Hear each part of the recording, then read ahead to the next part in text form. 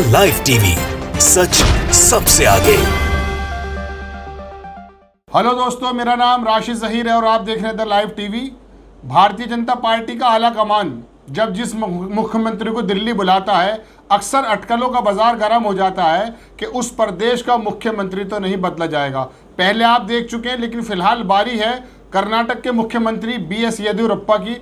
दिल्ली तलब किया गया है और राजनीतिक गलियारों में इस बात की चर्चा तेज हो गई है कि कहीं कर्नाटक के अंदर भी मुख्यमंत्री पद को ना बदल दिया जाए, यानी कि मुख्यमंत्री चेंज ना कर दिया जाए। अब चूंकि मुख्यमंत्री येदियुरप्पा थोड़े उम्रदराज हो चुके हैं और एक नारा या एक बात ये निकली जा रही है कि युवाओं को मौका दिया जाएगा, इस बात को लेकर भी काफ़ी बल है और इस बल को मजबूती मिली है पत्रिका की इस मैगजीन से, अखबार से। आपकी स्क्रीन पर है, आप पढ़ सकते हैं। तीरथ सिंह रावत के बाद अब येदियुरप्पा की भी होगी छुट्टी, बुलाया गया दिल्ली। ये पत्रिका ने छापा है, आपकी स्क्रीन पर लगा हुआ है और येदियुरप्पा की तस्वीर भी है। बीजेपी हाईकमान ने कर्नाटक CM BS येदियुरप्पा को दिल्ली किया तलब, JP नड्डा से करेंगे मुलाकात। अब उसमें मुलाकात में क्या निकला ये भी हम आपको बताएंगे, लेकिन चर्चाएं गर्म हैं कि कहीं उत्तराखंड की तरह दोबारा से फिर एक स्टेट का चीफ मिनिस्टर चेंज ना हो जाए, क्योंकि इसी तरह से तीरथ जी को भी दिल्ली बुलाया गया था। इससे पहले त्रिवेंद्र रावत जी जो उनकी भी तारीफ की गई थी और बाद में 2 दिन बाद उनको चीफ मिनिस्टरशिप से इस्तीफा देना पड़ा था। तो अब बात यही चल रही है सत्ता के गलियारों में कि कहीं कर्नाटक के चीफ मिनिस्टर को चेंज तो नहीं किया जाएगा। हालांकि मुख्यमंत्री ने इसके बारे में क्या कहा ये भी हम आपको बताएंगे, लेकिन बड़ी खबर दिल्ली से भाजपा आला कमान ने बुलाया BS येदियुरप्पा को और मीटिंग की, और मीटिंग के बाद क्या निकल कर आया वो भी हम आपको बताते हैं। लेकिन येदियुरप्पा से जब पूछा गया तो उन्होंने कहा आप ही बताओ, यानी कि पत्रकारों ने जब पूछा कि कहीं चेंजेस की कोई बात है तो येदियुरप्पा ने कहा कि आप ही बताइए, मुझे तो नहीं मालूम। बहरहाल वो मीटिंग हुई है। अब बात यही राजनीतिक गलियारों में मैंने जैसा आपसे कहा कि एक चर्चा का विषय बन चुका कि शायद कर्नाटक के मुख्यमंत्री चेंज किए जा सकते हैं, और हो सकता है क्योंकि अक्सर ऐसा ही होता है कि उत्तराखंड के चीफ मिनिस्टर को बुलाया गया, 3 दिन वहाँ रुके और उसके बाद उनका इस्तीफा हो गया। उससे पहले हमने आपको बताया कि त्रिवेंद्र सिंह रावत के साथ भी ऐसा ही हुआ था, और अब येदियुरप्पा को दिल्ली बुलाया गया है। बहरहाल ये जिक्र भी होना ज़रूरी था और चर्चाएँ भी होनी ज़रूरी थी, क्योंकि इससे पहले उत्तराखंड के 2 चीफ मिनिस्टर के साथ ऐसा हो चुका है। अब हम आपको खबर पूरी सुनाते हैं। ये पत्रिका ने छापी है कि भारतीय जनता पार्टी लगातार अपने शासित राज्यों में स्थितियों को बेहतर बनाने में जुटी है।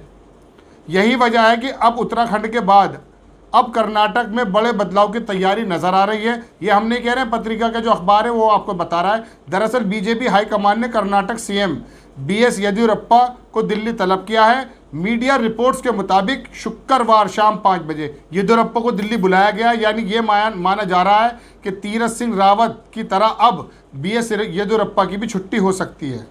केंद्रीय मंत्रिमंडल में बड़े फेरबदल के बाद PM मोदी लगातार चौंकाने वाले फैसले ले रहे हैं। आपने देखा कि मंत्रिमंडल जो रिशफल हुआ था उसमें कैसे कैसे फैसले नरेंद्र मोदी जी ने लिए थे। बहरहाल युवा ब्रिगेड को टीम का हिस्सा बनाने के साथ ही अब लगता है बीजेपी अपने राज्य के मुख्यमंत्रियों में युवा नेतृत्व खोज रही है। ये पुष्कर सिंह धामी के बारे में भी इशारा हो सकता है, क्योंकि वहाँ पर तीरथ जी को हटाकर पुष्कर सिंह धामी जो 45 वर्ष के ही हैं उनको बनाया गया था। यही वजह है अब उत्तराखंड के बाद कर्नाटक में भी बदलाव के संकेत मिल रहे हैं।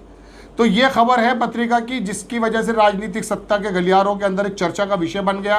पिछले महीने जून में भी इसी तरह की बातें निकली थी। आपके स्क्रीन पर लगाने की कोशिश करेंगे हम। पिछले महीने जब वहां पर इसी तरह की चर्चाएं गर्म हुई थी कि शायद BS येदियुरप्पा को हटाया जा सकता है। आपकी स्क्रीन पर ये एक तस्वीर लगाना हम चाहते हैं।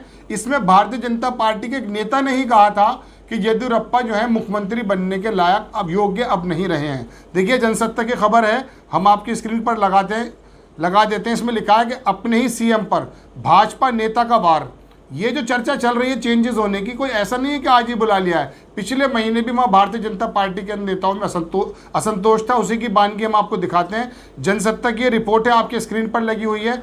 अपने ही CM पर भाजपा नेता का वार, कहा मुख्यमंत्री की कुर्सी पर रहने लायक नहीं BS येदियुरप्पा।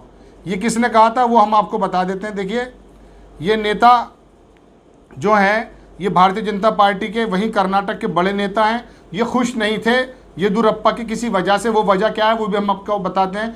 एक आरोप ये भी था कि BS येदियुरप्पा के जो पुत्र हैं वो अक्सर बहुत हस्तक्षेप करते हैं हर काम के अंदर, और कुछ घोटालों की बात भी सामने आई थी। लेकिन बहरहाल वहाँ पर जो भारतीय जनता पार्टी के पर्यवेक्षक थे और जो जिम्मेदार लोग थे उन्होंने वहाँ पर जा करके बताया था कि नहीं, अब सब कुछ ठीक कर लिया गया, अब येदियुरप्पा ही रहेंगे। तो जून की हमने आपको खबर बताई, देखिए आपको हेडिंग हमने पढ़ के सुना दी है।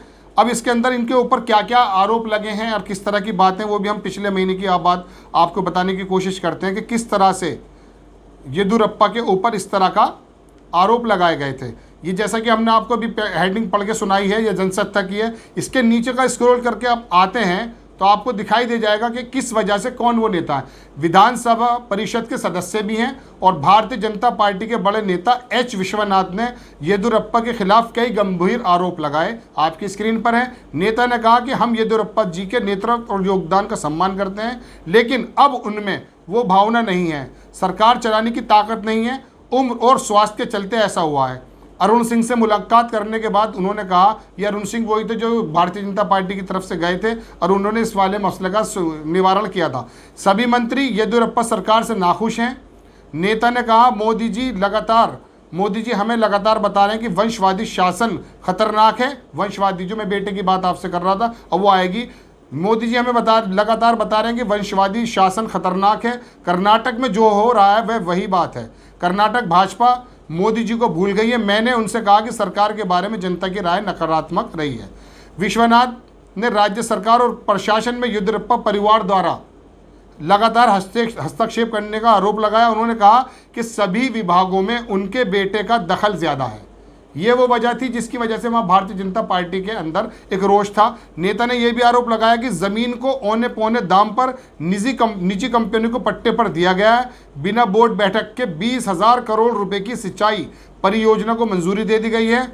विश्वनाथ उन 18 विधायकों में शामिल हैं जिनकी बात मैं आपसे कर रहा हूँ, विधान परिषद के जो सदस्य हैं, जिनमें भाजपा के जाने के कारण जनता दल सेकुलर सरकार जो इससे पहले गिर गई थी 2019 में, उसी में से 18 विधायक जो निकल कर आए थे, उन्हीं में से ये लोग हैं। बहरहाल ये BS येदियुरप्पा के बारे में कहानी है। दिल्ली बुलाने के बाद चर्चाओं का होना ज़रूरी था, लेकिन अब हम आपको बता देते हैं कि येदियुरप्पा 4 बार चीफ मिनिस्टर बन चुके हैं। उम्र भी साथ नहीं दे रही है, लेकिन उनका कहना यह है, मीटिंग करने के बाद जो निकले, पत्रकारों ने उनसे पूछा कि क्या निकल कर आया। उन्होंने कहा, मैं राज्य के विकास के बारे में बात करने आया था। और जब उनसे कहा कि क्या चेंजेस हो सकते हैं मुख्यमंत्रीशिप में, चीफ मिनिस्टरशिप में, तो उन्होंने वो हंस पड़े और वो बोले कि आप ही बताओ, मुझे तो नहीं मालूम। यानी कि लेकिन भारतीय जनता पार्टी का पिछले समय जो आला कमान का रोल रहा है, उसमें यह हुआ है कि मुख्यमंत्री दिल्ली आते हैं और 2 दिन बाद उनके इस्तीफा हो जाते हैं। तो भविष्य में शायद ये भी आप देख सकते हैं कि मुख्यमंत्री वहाँ पर बदला जा सके और कोई नया चेहरा, युवा चेहरा वहाँ पर आए। लेकिन एक बात भी हम आपको साथ साथ ये जोड़ते हैं कि कर्नाटक और उस रीजन में भारतीय जनता पार्टी के यदि कदम जमाने वाला कोई शख्स था तो उसका नाम BS येदियुरप्पा था। इन्होंने ही भारतीय जनता पार्टी को वहाँ मजबूत किया और भारतीय जनता पार्टी ने कई बार भी ये सोचा है कि बिना BS येदियुरप्पा के हम शायद चल नहीं पाएंगे। इसी वजह से BS येदियुरप्पा उनकी मजबूरी भी है, क्योंकि लिंगायत एक बहुत बड़ा वोट है और वो इसी जो वर्ग से BS येदियुरप्पा आते हैं। तो सोचना पड़ेगा भारतीय जनता पार्टी को बार बार। लेकिन जिस तरह से नरेंद्र मोदी फैसले पर फैसला लेकर के चौंकाते जा रहे हैं, एक फिल्म के ट्विस्ट की तरह बार बार दिखाते जा रहे हैं कि बड़े बड़े मंत्रियों को मंत्रिमंडल से छुट्टी कर दी है। ये भी संभव है कि कुछ वक्त में आपको ये पता चल जाए कि मुख्यमंत्री कर्नाटक का दोबारा चेंज होकर फिर दोबारा कोई नया नाम आ चुका है। द लाइव टीवी, सच सबसे आगे।